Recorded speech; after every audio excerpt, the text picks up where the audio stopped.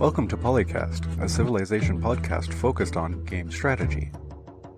Dan Q. Makalua. The Me and Team. Mad Jin. With guest co-hosts Alpashard. Mega Bears fan.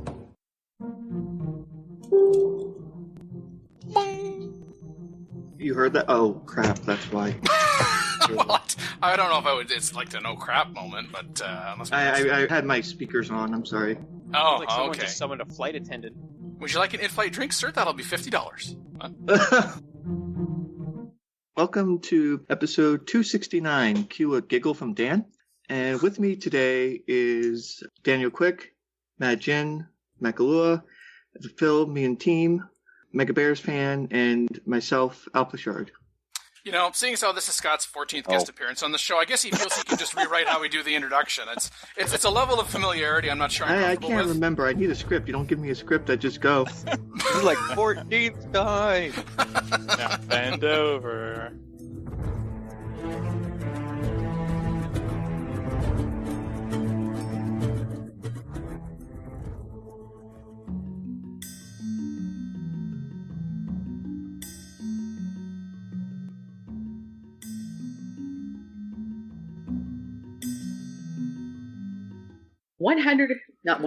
$1 million. I was going to say 100 million, I think. And that's a little much, even for Civ. Million. Well, you could reference it in hundreds of thousands that way if you really wanted to, but it would be a weird sounding number. Okay, there were 10 hundreds of thousands. There you go. Oh, I love it when you talk data. Keep going. 100,000.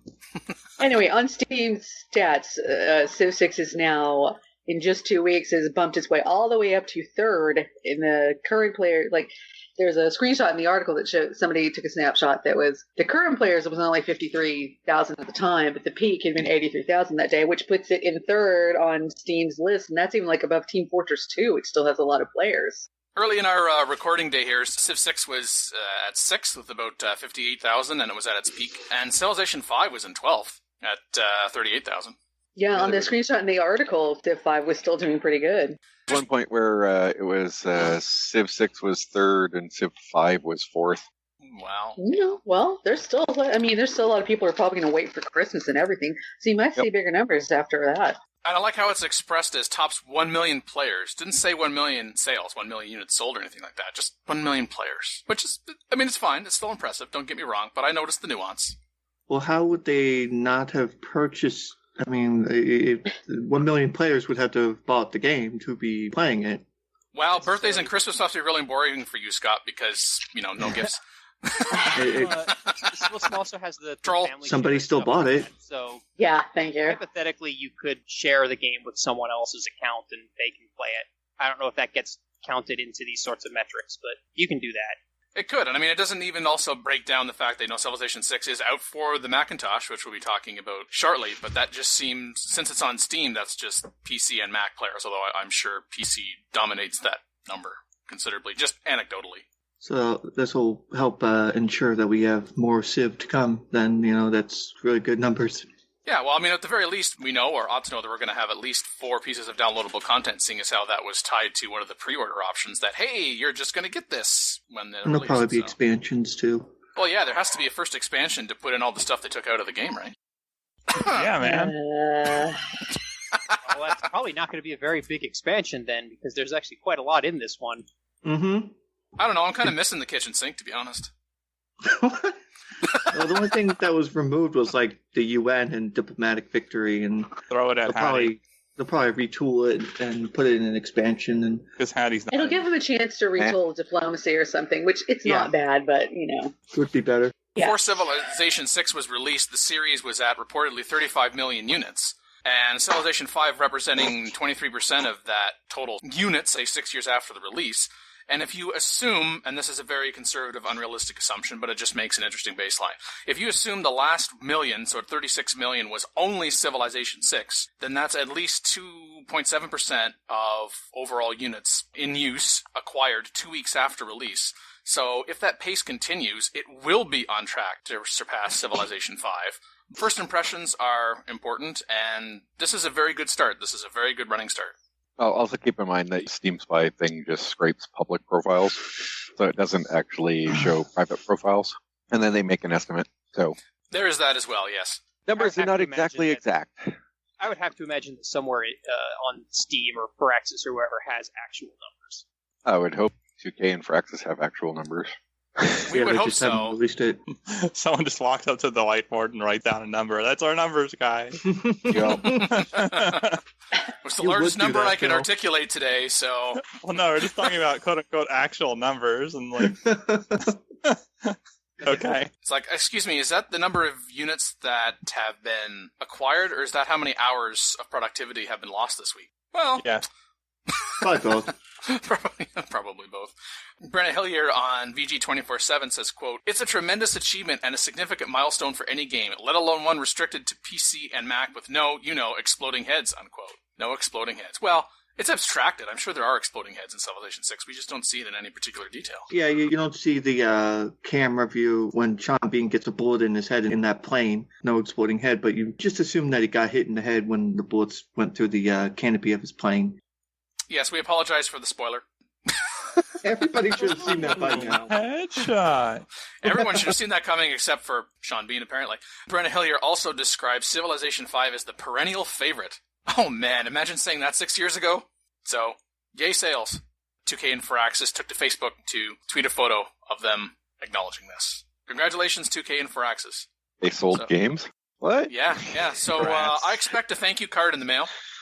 And you only have 1 million to send. Go, go, go. Civilization 6 released on the Mac, and Linux a possibility. To which, at Babbling Birkin on Twitter said, "Come on, I just got to a birthday party. Now I'll have to bail on my loved ones. Worth it." A few days on October 24th after the PC release.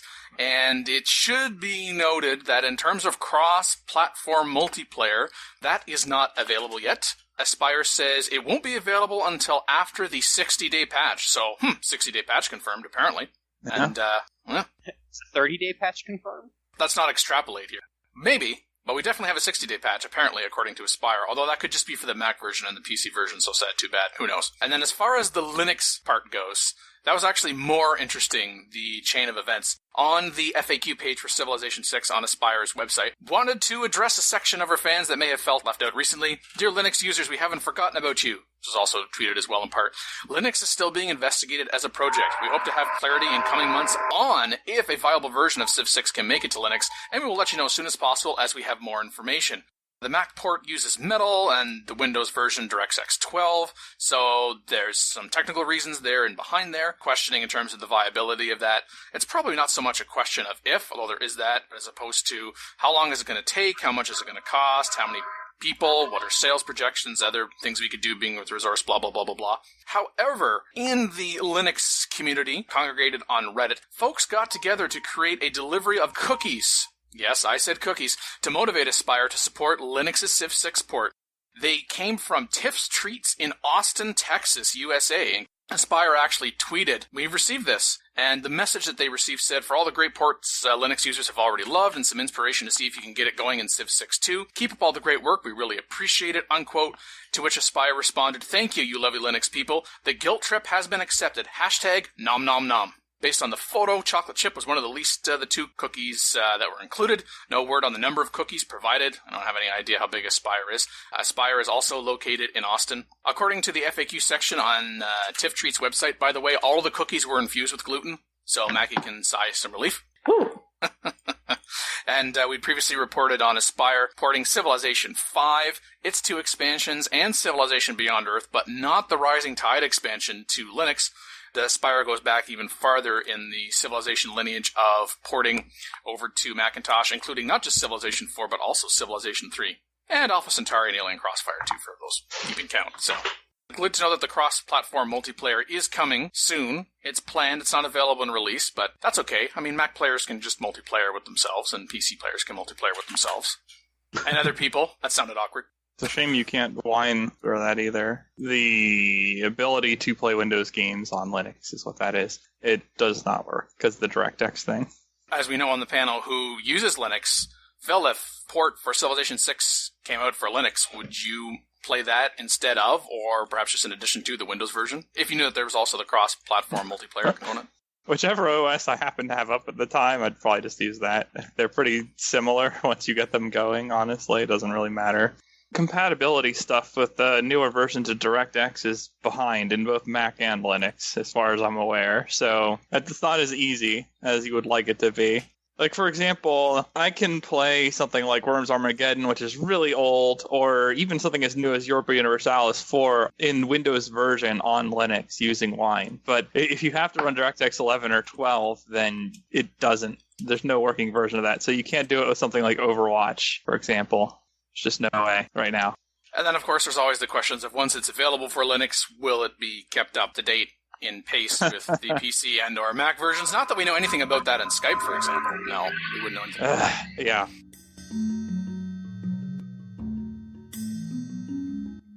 Well, you mentioned Overwatch, but hey, guess what? It's one of the many games that Team Liquid plays.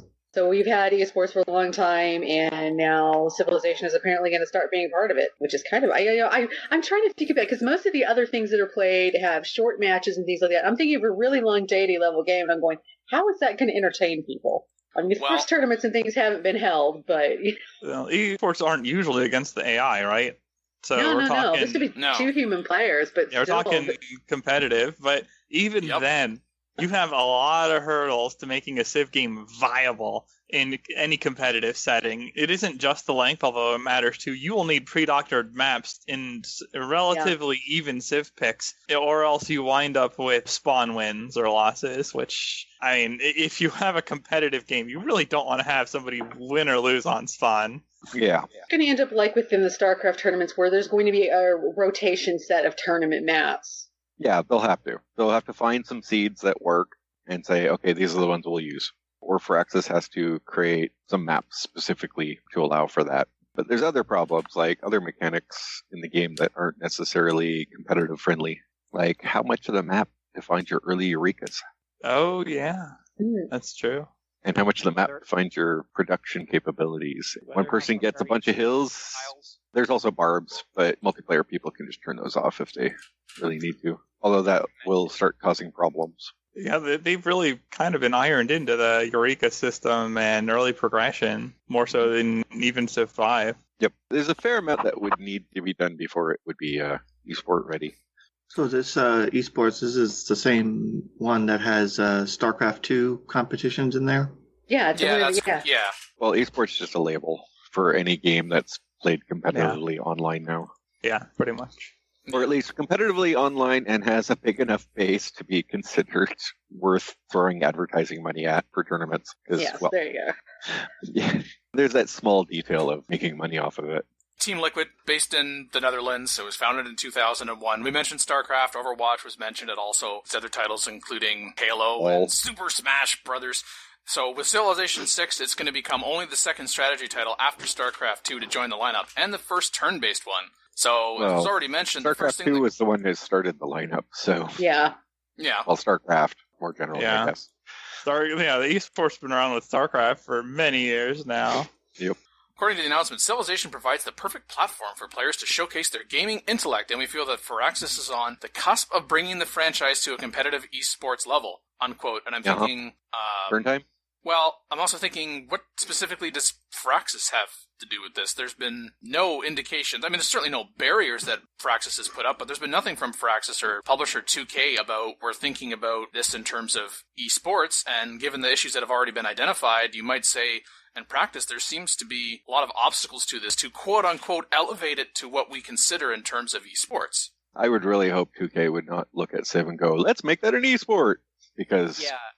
Yeah.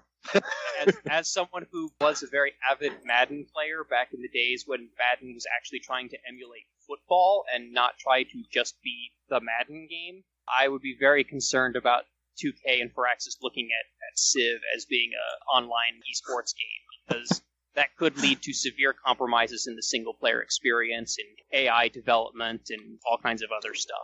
What day was that, by the way? What? What back in day was that? Like an ancient time? I'm talking about going all the way back to the PlayStation 2, back when Madden was actually. I think you have to go earlier than that even. Before EA bought it.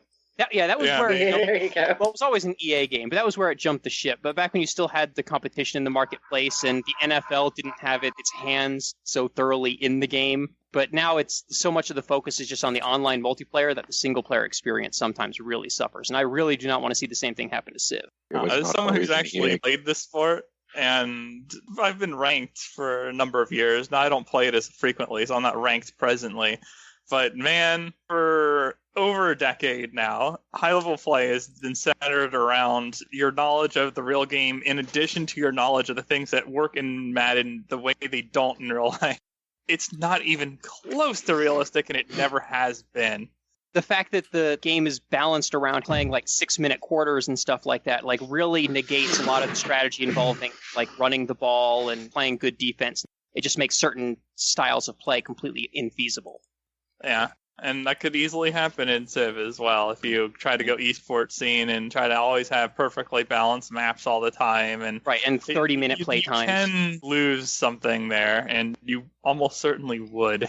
Yeah, Civ is not an RTS, and I think it's very difficult to make it a competitive game that people want to watch when you have turn-based and everybody's taking their time with these turns, and you don't want the single player to get changed into something else that Civ is not. And single player would only get changed if they started messing with mechanics. Yeah. There's tons of stuff they can do on the multiplayer side without messing mechanics. But they could very easily justify messing with mechanics in order to make it more competitive, so to speak. I can envision that happening. Well, I wouldn't mind mechanics changes to work on the multiplayer level and then just make the AI, better to deal with those mechanic changes, because then... Yes, I've long been an advocate of that, so that like the AI doesn't game throw, and their actions are plausible. Dumb stuff, or right mechanics just because the AI can't handle a better version of it. Yeah. Well, the person who led this announcement, the co-chief executive officer and co-owner of Team Liquid 112, Stephen R. Hansett, he says that we'll be launching a tournament soon, and the revitalization of the Civ players and Civ fanatic communities will be a great start to what will become of the scene, unquote. I'm not certain revitalization is necessary for one or both of those, but rather a continuation of their involvement with Civilization, and the idea that Civilization 6 now being an esport in addition to the competitive nature that we already have, from Civilization Players League to No Quitters to Giant Multiplayer Robot and a number of other such services. I mean, this announcement, I'm mostly skeptical. I'm intrigued by the notion. And certainly when you think of esports, you don't just want to say, oh, well, we're going to try to copy and paste from Halo into Civilization 6, and then we'll have a successful formula because that's what esports looks like in Halo, and so that's what it should look like in Civ. Or perhaps a better comparison, we'll just take what's good with StarCraft and we'll try to apply that to Civilization 6. There's going to be some unique elements to it, but when I think of esports, in addition to the play, I think of people watching. And some people question, well, who's going to sit there and watch that? And part of my response would be, have you seen Let's Plays? Color commentary would just be silly, though. Well, it is funny anyway, though. It's silly anyway, come on. Yeah. If you watch quote-unquote color commentary in something like StarCraft, I wouldn't exactly say Civ has a huge bar to climb to reach. But like with that kind of stuff, I think they're going to have to depend on some editing. If you're talking about long games and you don't modify the mechanics so that the game can play quickly, then you're just going to have post-playthrough broadcasts, in essence. In a lot of cases, like IGN had an entire Twitch channel based around getting post-playback. So yeah. If they take the ongoing commentary part of it that are in other esports, I think it's going to become not just the quality of the questions of the play, but also the ability for people to entertain in the commentary when there really isn't anything necessarily interesting going on, which really kind of applies to almost anything. But in something like Civ, which is maybe, air quotes, maybe not as fast-paced as, say, a StarCraft or a Halo, that is going to be a challenge, which is probably also where the editing might come into play. Should come into play. Oh my God, he's settled his 15th city in a row. Now what is he doing? So it sounds like you're saying first-person camera confirmed for Civ 6 online version, right? Yeah. Yeah. No. Well, Liquid 112 also does say an announcement that what really thrills me is the evidence that Civilization 6 is going to be competitive and will be here to stay, even with any dramatic changes to the teaming structure that multiplayer players have grown used to be playing with, unquote. And of course, that elicited some responses on the Team Liquid forums that are like, wait, people play this competitively? I had no idea Civ even had a competitive side. Or my favorite comment was, didn't know Civ was still a thing. As opposed to, I had no idea StarCraft had a single-player mode. Yeah. Yeah, exactly. Well, really, at this point, it doesn't, because they just kind of gave up on it. But actually, probably one of the bigger things for why it wouldn't be a competitive game is, well, Firaxis does love to patch, but it takes time to patch. Game throwing bugs and other such silliness would have to get slaughtered at a much faster pace for this to be truly competitive.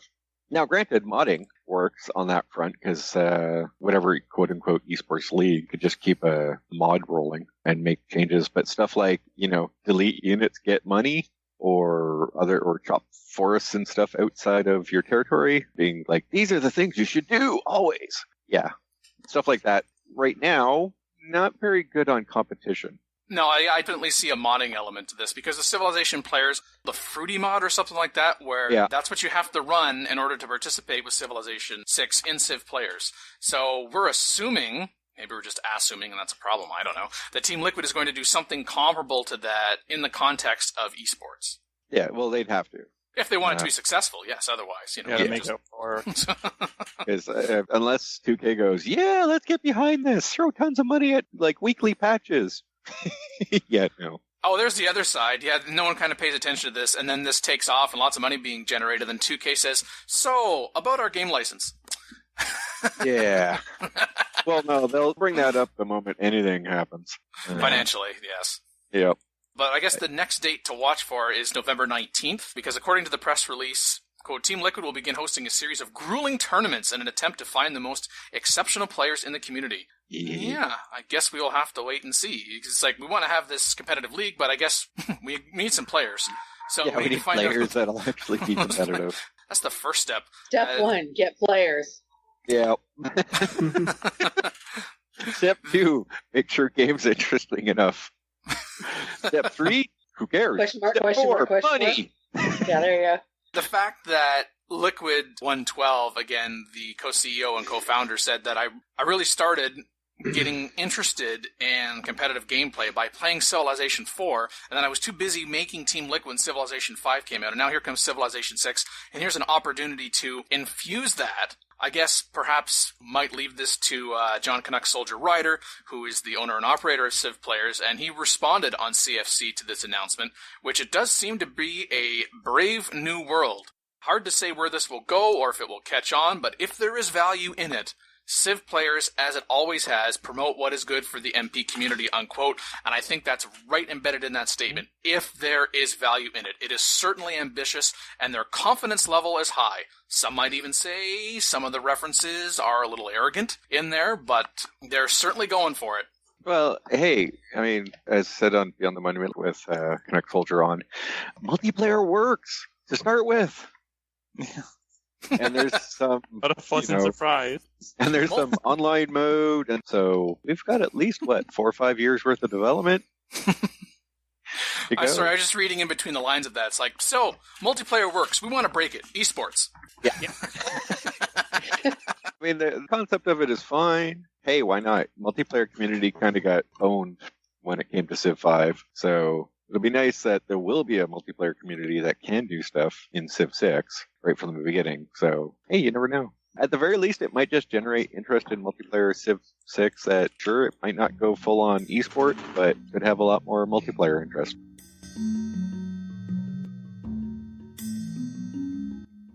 Speaking of getting boned, Civilization Online going offline in December. Oh, yeah. Speaking of boning, at least we don't have to look at that Egyptian character anymore. Well, I'm sure that image will stay forever cherished in Google Images. But in any event, forever cherished. So, yes, cherished. On the 2nd of November, the Civilization Online Premium Shop login character information service ended for Civilization Online, which was this massively multiplayer online role-playing game from XL Games using the Civilization license that started in South Korea and ends its experiment, at least in the current iteration in South Korea, not expanding to most other parts of Asia and the rest of the world, because there were a couple of other regions that managed to get it after South Korea. But China had it already. Yes. But according to the official announcement, and this is a translation, thank you, Google, after careful consideration... Oh, God, no. We have, well, it's based on the translation. After careful consideration, we have made a decision to terminate Civilization Online services on December 7th, 2016. On behalf of the development team, thank you, and we will once again focus on supplementing the gameplay, working hard to make a potential Civilization Online. The translation actually said we made an unacceptable decision to terminate the service, which... Nice. I found amusing. We would like to thank you for your valuable feedback and sincerely thank you for your interest. Look forward to seeing you again in Civilization Online. So the notion is, in other words, Civilization Online 1.0, at the very least, is going offline in December, and it has just been under a year that it has been available out of the closed beta phase. So on the 7th of December, the service is over, the mobile app, it ends. It says, please refer to the information provided to you so you do not have to worry about using the game. I also like that translation. It's like, well, you're not going to have to worry about using the game when you can no longer play the game because it no longer exists.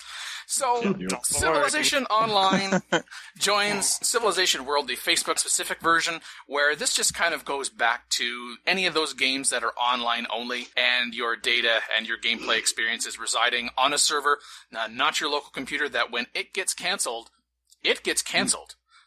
Yep, bye-bye. Yeah, that does suck. Well, So I it's a guess- subscription-based service, so it's not like you paid for the game, right?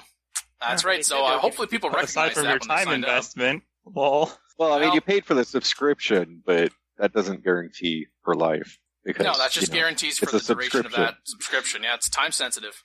Just guarantees access as long as the game's around. And now it's not, so... So, folks, Seeing as how we talked about it in the past when it was being developed and then it was released, we will now conclude, for now, the Civilization Online story. So I guess if you want Civilization Online, that's what Civilization 6, for example, is. It's Civilization Online, just not exclusively.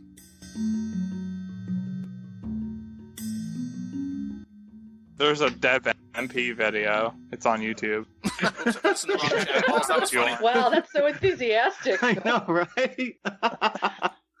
So, Phil, how in my bad was it? defense, for the first time since Civ 6 dropped, when I finally got my computer working on Windows yesterday, I was able to actually play Civ 6. So I'm not too big on watching other people play the game.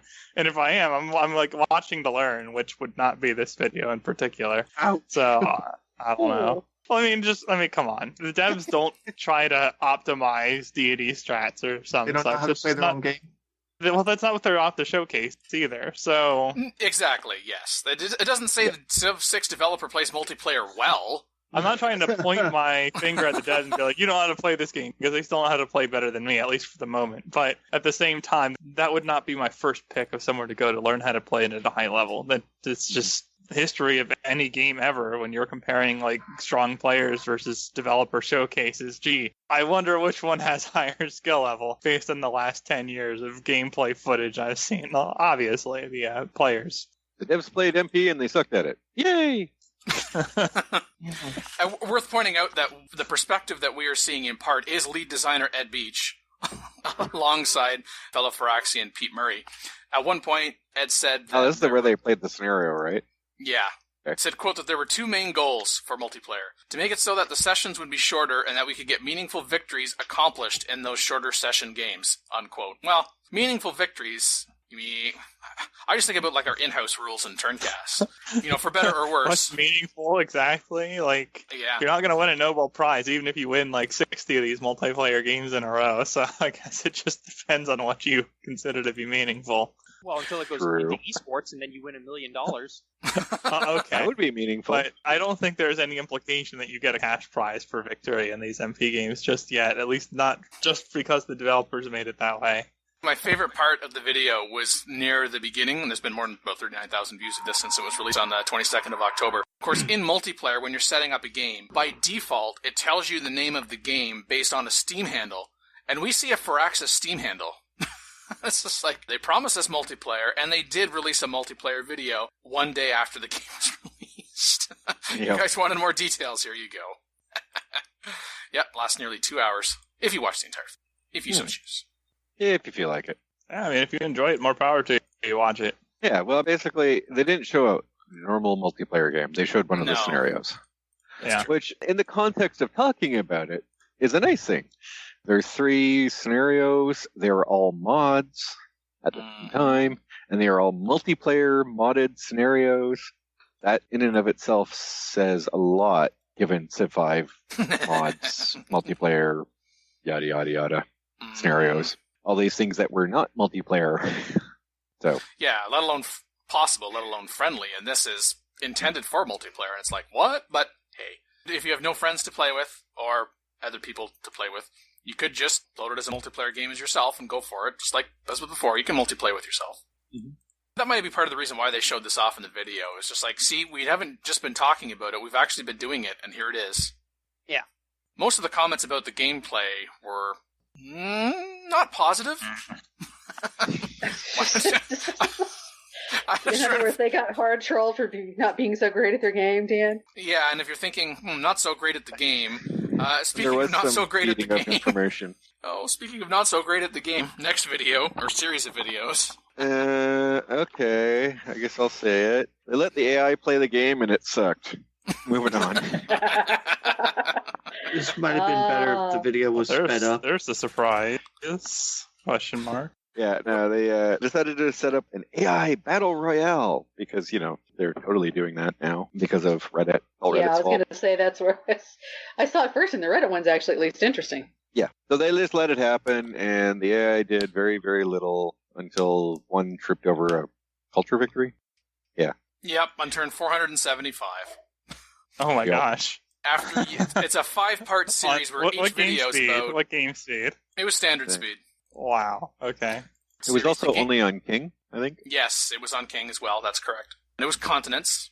If you want to see the gameplay footage actually start, go to the 30-minute mark of the first video, because you have a 30-minute pre-show with... Oh my god, never let them do that again. That was the worst part about that whole thing. Yeah, that could have used some editing. That introduction might have been good for about 5 minutes. Like, delete all of it. It was Dave Hinkle, the 2K community manager for Civilization, and Andrew Dutra, who I'd never heard of before, quite honestly. He's an associate producer at 2K, and specifically one of the 2 associate producers for Civilization 6. But then after that, we see Ed Beach again and Pete Murray, and then the second part brings on Andrew Garrett, the lead AI programmer at Firaxis, takes over from Ed, and then taking over from Andrew. And the third part is Anton Strenger, gameplay designer. That commentary was more interesting. Honestly, my biggest criticism of watching it itself was when the AI is processing its turns and it's fast-forwarding across the map. And this is just part like an encoding issue or something. Like the pixelation is very noticeable. And that came up again and again and again and again. But once it actually stopped moving at breakneck speed, you could see what was going on. Of course, in a single turn, there are 8 civilizations that are taking their turn. So what was it, like a standard-size map as well? So there's a lot going on, especially as the game goes on. And at the end, Pete says, I know you think we rigged this so that so-and-so would win, but no, we had no idea. Right, because I think it was the Aztecs, right, on? Yes. It featured the Aztecs, Brazil, England, Greece, Japan, Rome, Russia, and Spain. And which version of Greece was it? Was it Gorgo? It was Gorgo. It was Gorgo? Okay. But she didn't do any Gorgoing. And then, they had silly stuff like the Roman AI built a bunch of units and then never bothered killing anything.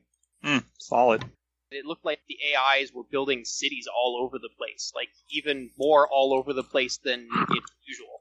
Yeah, we used to get onto Civ doing those like ice cities and things, and we had in multiplayer the past couple of weeks we have seen the AI want to put them in the stupidest places. It's just like, seriously, like game we played last week, they came up near me and were putting one up in a completely, not even tundra, complete ice. There was no food around except for one tiny little pod of crabs up in this little Arctic locked lake because there was some copper luxury up there.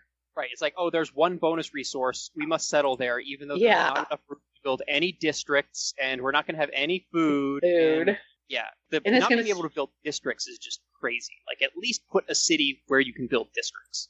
Yeah, for a city that's only going to get them the resource and then be a net drain on their Civ. What the hell? Will it be with difficulty bonuses, though?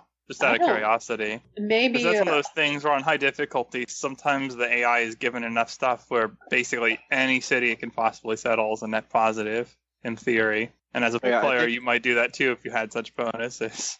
Well, I think Yeah, their well- yields are percent increased, but you have to have Yeah. yields in the first place. Yeah, there you go. You have to have yield. That place would not have if had it's yield. strictly percent increase, then yeah. Okay. But yeah, it sucks. Who knew? Who knew, indeed. Multiplayer work, by the way. Have we Yeah, mentioned I mean, that again? there's entertainment value in the AI Battle Royale, and the commentary is pretty good. Yeah, I mean, they did commentary on what was going where, and then yada, yada, yada. And the fact that it was a very, very long stream. Eventually just took breaks and just let the game go by itself for a while. Yeah. It Oh, also man, showed that the AI was horribly unfocused for victory. A few too many of them made it, I deep find that into rather- the space race victory, and then it's like, yeah, I don't feel like it. I find that rather surprising that the AI never declared on each other then. I mean, if- No, they did declare on each other. They just Oh, because you're saying nothing happened, and it's like, well, then they did fight.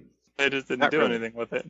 Yes, they tried to explain at one point that they'd use joint wars against each other, and then both AIs would just kind of sit back and wait for the other one to start, and then make peace when neither of them ended up fighting. It was kind of, what? Actually bothered to do that? I really think they should have it where the AIs will wipe each other out on occasion, at least. Maybe not every game, but at least occasionally have Montezuma take out a civ or two. Well, if they declare a war, they should at least try to send units over to fight the war. It's a novel concept. Yeah, and when your enemy is like super weak, you don't just leave it and then Well, not take anything. I think just in general, the AI needs to be a little bit more focused. The diplomacy side of things should probably have some more layered control over war decks. Like, we're super friendly! Stab you in the face. Well, right, and more Yes. just kind of long-term Yeah, just to planning conserve sort of thing. resources decently, that should be better. I have the situations where they're sending me trade routes and suddenly they're declaring war, and it's like Yeah. you're just killing all of your own trade routes. You don't kill the trader, right? Well, right, but they don't have anything to send them to now. I've had that happen even in games where I'm basically the only trade partner for them, and they're Maybe just they like, just want to trade internally instead. Yeah. well, right, I know, but it's still, it's Don't send trade routes and then declare war and target nation. It does, right, like yeah. Even Like even 2 though they can be turns later. automatically re-signed, it does seem like, well, why didn't you just do that internally from the beginning when you were going to declare on me a few turns after the trade route? Especially as an outward glance, it's like, oh yeah, they're not going to go after me. They send me a trade route. This is good news. Or Right, they're like one unlikely turn to for- send me a trade route because I have an indication they might not be going well, but at least as compared to everyone else, they don't hate me as much as someone else because they're sending me a trade route and the way they just declared on me. Pardon? yeah, right. One turn they're friendly enough to send me a trade route. 3 turns later, suddenly I'm the scourge of the earth. What? Yeah, also, keep in mind that there is some lens of strategy in there. If they send you a trade route, then that means they build a road for you. Although when they Um, declare war before the route is completed and therefore the road Right. is completed, Yeah. it's, Yeah. it's like, that was premature. Yeah, I mean, there's that. It's just the various parts of the AIs don't necessarily mesh well together, and that needs some work. The agenda items are all about the diplomacy side, getting them to be friendly and allies or other such things like that. So if you do it well, you can get friends and allies. It just allows for them to not be standard boxed, put in these inputs, get that output for every single AI, especially with the hidden agenda being random. And because a lot of the agendas are conflicting with each other, it also helps provide that you're not going to be having like a kumbaya world constantly. You're going to have to pick and choose friends. Or just kill 'em all. Kumbaya. Just kill them all. That's the right answer. Yeah, especially when they all start with that -3 first impressions thing. Yeah, sometimes it's higher. We learned the great mistake, right, in the previous game. So now we don't have to think about world peace. We know that that's the mistake, was thinking that there could be. A great I just mistake. like how Imagine suddenly went magically silent when that game was referenced. I'm totally surprised. Yeah, whoops, I'd forgotten that he didn't enjoy the experience. Whoops. Well, it depends on your definition of enjoy and experience. And but your yeah, definition of experience. it's an experience, all right. That's true. That's true.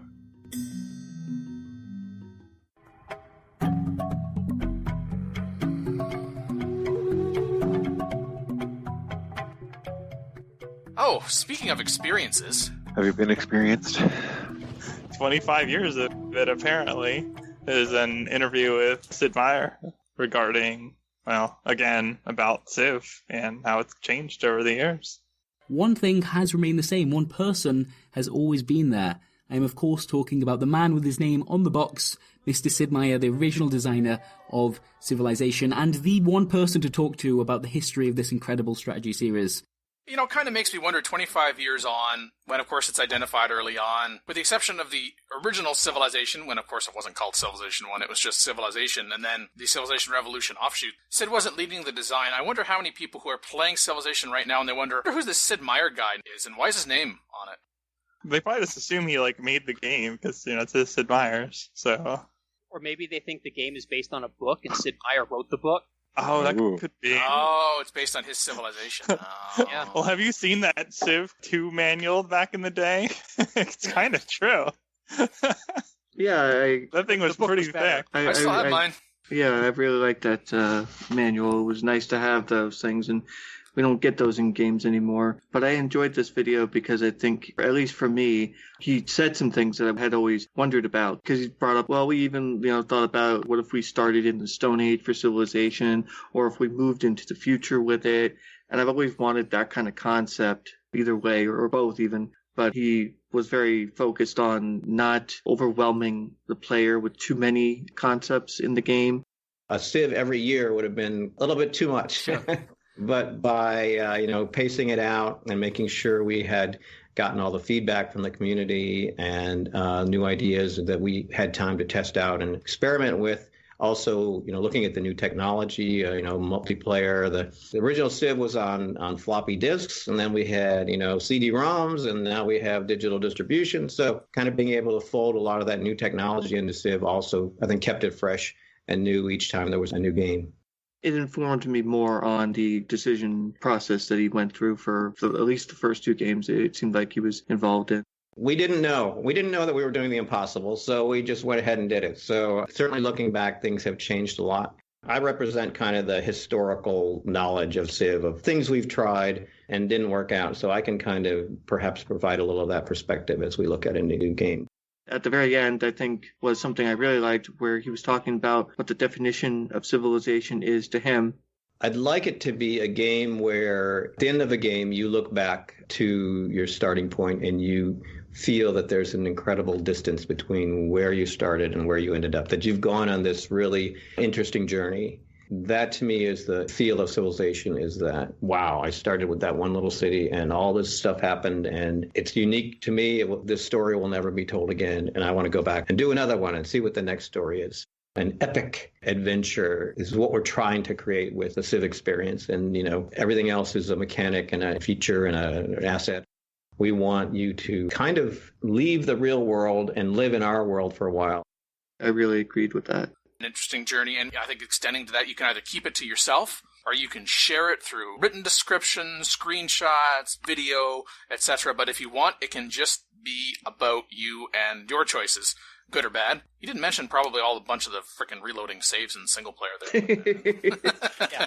I call that just the alternate reality versions of your game. Or little nightmares. Oh, they had a nightmare. They woke up and we're back a few turns. Yeah. And I do so far feel like Civ 6 is probably the best and fullest realization of that telling a story idea, just in the way that the geography plays such a bigger role in how you approach the game and how your civilization develops.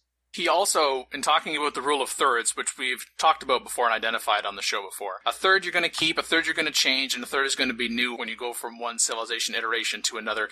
Sid specifically defined new as things not in the first or second civilization. So identified specifically religion, espionage, and modding as examples of. But that was the first time I ever heard that that's what their definition of new was in the context of the thirds. I think that's one of the things in Civ 2, actually, referencing Civ 2 at least, when he said, oh, there's this new Windows, and we're going to put Civ in Windows now, because it used to be DOS, and make it easier for people to modify the game themselves. Because I remember in Civ 2, you get this units graphic, and there's unused units, and you can import that unit that's on the graphic there, and it's all ready for you to go, and you can customize it any way you want. I thought that was a lot of fun, too. You see, kids, there was this thing called DOS, and... Also, I kind of got the impression that when he was talking about the one-thirds thing, that when he referred to things that weren't in Civ 2, I think the reason for that was because he was talking about they kind of identified that paradigm with Civ 3. So that was when they started the 1/3, 1/3, 1/3 rule. So that might have been what he meant by new things or things that weren't in Civ 1 and Civ 2. Well, maybe once they got to Civilization 3, they identified what they were doing as the third and a third and a third. They never really labeled it before then. Right. So maybe that's why he uses that as a basis. So yeah, going forward, when they're specifically identifying what's new, that started with Civilization 3. So yeah, that's consistent there. Things not done in the first or second Civ. Because Sid kept saying, and he said before, we really had no idea what we were doing. Eventually they realized, boy, we're kind of onto the third Civ now. We must be doing something right. I kind of got the notion, it's probably a good idea if we know what we're doing correctly, so we purposely strive towards it rather than just incidentally lightning striking again or striking gold again, which is probably a good thing. Otherwise we might not be having this conversation right now. Very true. Although I do have to say, and I smiled a little bit when you were quoting Sid about starting in the Stone Age, Scott. Yeah. Sid was talking about, well, what is the scope of civilization? And he talked about the future, but he said... What about starting in the Stone Age, with dinosaurs? And I'm sorry. I chuckled a bit too. And I'm like, Sid, there's no scientific... I think he's also got the dinosaur game he canceled on the brain there. I think that was a little slip into that. I was actually kind of expecting him to talk about it next, but no, he kept it to Civ. I think there was wasn't there a dinosaur scenario in this Fantastic Worlds expansion for Civ 2? Or something? There may very well have been. I don't remember specifically. I know there were scenarios in Fantastic Worlds, but that's about the extent of it. And actually, as an aside, Civilization 6 is the first Civ game that has made me pay attention to scenarios. Really. And to play with it more than just, I loaded the scenario, especially in Civilization 5. If I load this, can I get an achievement unlocked for it and then never pay attention to it again? But with Civilization 6, I actually want to play some of these scenarios from time to time.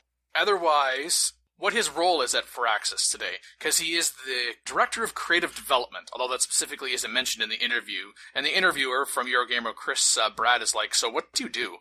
I play the game, is the first response. I thought, yes, we would hope so, sir. I'm happy to kind of turn it over to the design team. I mean, it's got to be somebody's vision. My original ideas are still in there, but, the design team kind of takes and adds their thing to it. So on a day-to-day, I'm not involved. I'm around and kind of aware of how things are going, but I have some other fun things to work on. Oh, how very coy of you. He means trolling the people developing XCOM. I think that's what that means. Oh, okay. That sounds like fun. I think he's kind of there as an advisory role now. For the most part, although there are some people at Firaxis who have been with Firaxis from the beginning, which, by the way, is 20 years old. This year in 2016. But there's also, of course, the original Civilization and Civilization 2 developed at Microprose that he's able to bring that with him, that history. I'm pretty certain he's the only employee at Firaxis that can say, I go back to the original Civilization. So you could say, like, Sid's the old man of the company, but of course no one would actually say. Given he was the one who wrote the original Civilization, and mostly by himself. Yes, that's very true. That's very true. Back in the day when that was a thing, just like with Civilization 2, that was pretty well... It would be really hard. Brian Reynolds doing almost everything. Not as much of the almost everything that Sid did, but still, yeah. And then, of course, there was the, you ever going to be done with Civ? That's like, we don't ask questions we don't necessarily want answers to, sir. We certainly appreciate the opportunity we've had to do this and hope it continues. It's really the community that supported us and their enthusiasm, their support, their ideas. We don't see a reason why we can't go into the future, but we're not taking that for granted. I think each Civ has to kind of prove itself and has to bring something new and has to be something that our fans want to play, but perhaps also introduce itself to some new players. So we're working to make that happen, but there's no guarantees. So in translation and business speak, we need to make money, which is completely fair. I mean, that's, yeah. They're not just there for doing it out of the kindness of their heart. Don't. Keep buying it, we'll keep making it. I think with the first article we had, I think we're good to go for at least another Civ. Yeah, probably. Yeah. Unless the 2 or 3 or whatever expansions for Civ 6 end up tanking, but I don't think that's going to happen because Civ has a pretty good track record of making good expansions. I think anyway. And patching as well. Now that that's a thing. There's been a good balance between new features and the kind of core gameplay. There's been, again, a support for the community. I think that not every feature is loved by everybody, but they're done in a way that people can have a discussion about it and can understand the pros and cons and the reasons behind it. And I think part of what gives us longevity is that there are things to talk about. There are interesting things to discuss and consider and play again and try a different strategy that somebody else has talked about. So that richness, I think, has kept it alive, and I think we'll continue to keep it going.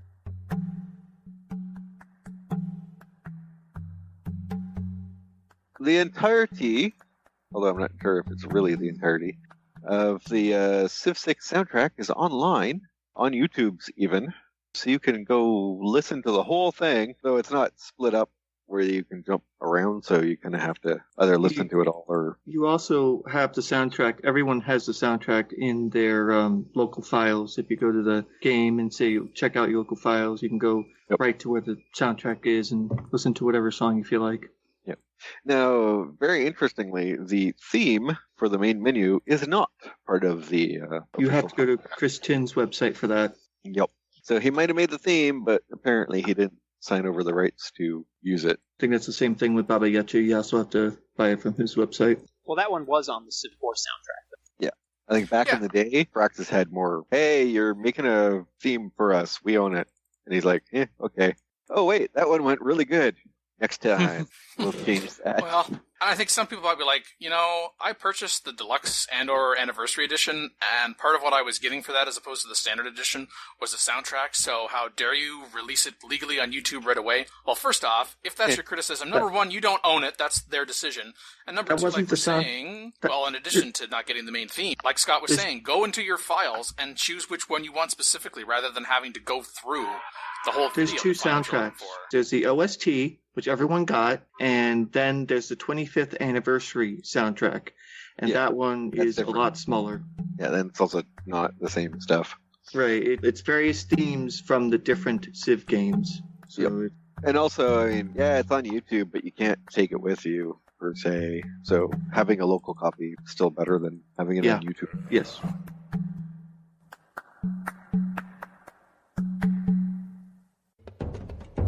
Support the ongoing PolyCast Patreon campaign. Collective achievements. Personal incentives. Month-to-month commitment. For more information, visit thepolycast.net/Patreon. Call in today. In North America, 301-637-7659. In Europe, 44121-288-7659. The only thing worse than being talked about is not being talked about. Log on to the series' official website at thepolycast.net.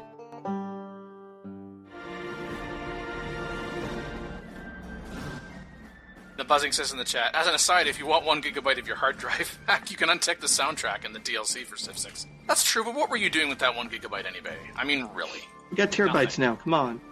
Exactly. A whole 1 gigabyte. Ooh, back in my day, 40 megs was a lot.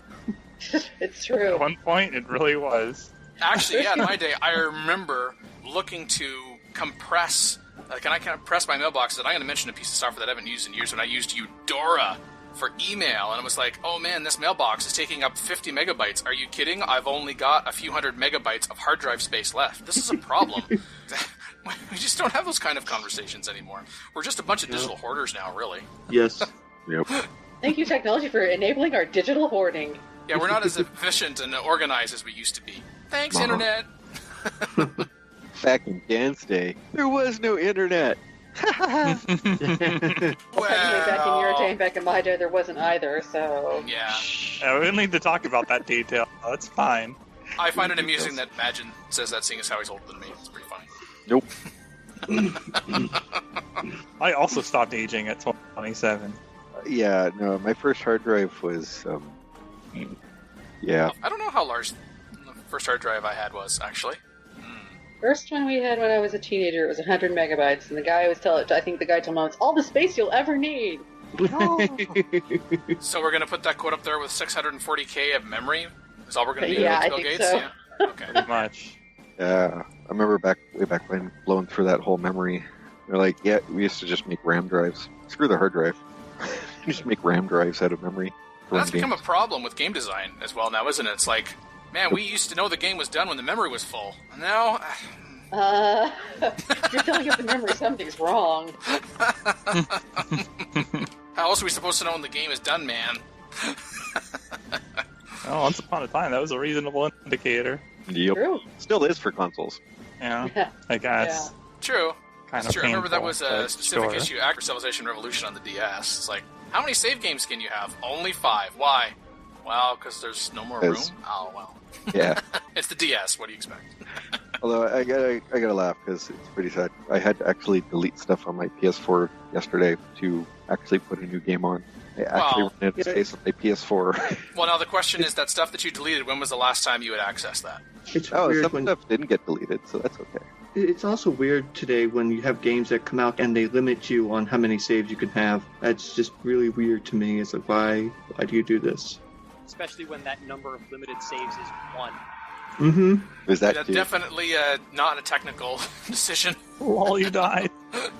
Well, there are some games that do it for gameplay reasons. You know, like you've got like your persistent games like Dark Souls and stuff where everything is autosave, but you can still have multiple profiles in these. Wait, where games is like, this is your only save slot. Period. Yeah, End I of don't story. like No one else is allowed to play this game. that. Yeah. While you're playing the game, no one else may. Also, while you're playing the game, you can't play a different version of the game. Right? You can't do any different choices. It's really restrictive. Well, I'm fine with some of the restrictive ones where there's like, haha, if you play the game, you're basically playing Iron Man. I'm fine with that. That's the style. It's the whole, you can't play the game twice at the same time. Like, I'm thinking for games that aren't pure story. Yes. Where you can go alternate directions or do alternate things. It'd be weird, like Civ only having one save slot at a time. That would just be odd. Oh, no, that's coming in Civilization 10. And then if you want a second save Dan. slot, that's a DLC. Yeah. Don't say nightmarish things, Dan. Don't do that. Bad Dan. Yeah, and in Canada, gas is going to stay at under 60 cents a liter. Lols. What a nightmare that was. Or that would be if it was more than that. Oh, wait, we're living it. And that sound effect is right. Yep, that's exactly right. If you didn't open the door, then everything would be fine. Door's been open. Pandora's box is open. Pandora's box has been open for 10 years. That's how old this show is. Hey, I heard a reaction to that. must walk off. Strangely, it wasn't me. Wait, you only have to walk off? You don't feel the need to run? Well, I haven't done a good enough job. Yeah, Mackey's Just a second. resigned Think to something do else. it at this point. I can't leave now. Yes, can we? The quality of the I don't show know. is You can, but may deteriorating, you, lol. but not sufficiently. Somebody Alright. does not me needs to do the outro. If Jason's doing the outro. I think Jason's just figuring if I don't do the outro, then the show never ends. Save us! waiting What are for you all to- doing? I'm just waiting for you all to embarrass yourselves anymore. All right, everyone, thanks for But we're listening never gonna to stop. PolyCast. That's not how we do that. Thanks for listening to PolyCast episode 269. I'm Mega Bears fan, along with Dan Q, Sticky fingers. the Me and Team, See you guys. Mad Jin, Bye, everybody. Makalua, How to resupply the liquor cabinet. and Alpha Shard. Happy gaming, everyone. Now, I see your troops on my borders, but I can't do anything about it because I'm a human player. So carry on. True. It's just a scout, man. Don't mind me, I'm just casing. Just casing joint man.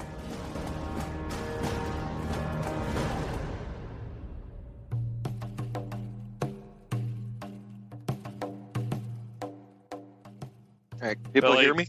Yes. Yeah, I can hear you. you. Actually, I'll be right back. Heard that too. Yep.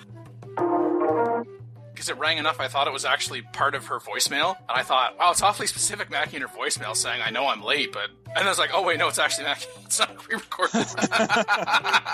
Because I wasn't saying anything for like 7-8 seconds. I didn't hear hello, so I'm just like, oh, okay. I know I'm late. She just answers not the first thing she says. Buzzing's in our chat. Fuzzy's listening. Fuzzerton.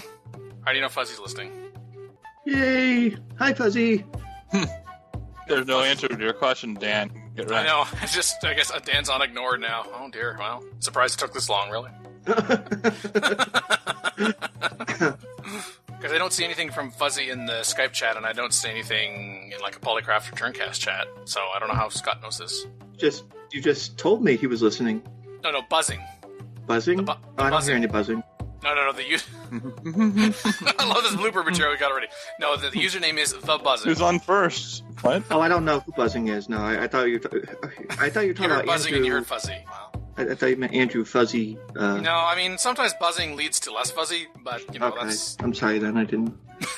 hear clearly. What the crap?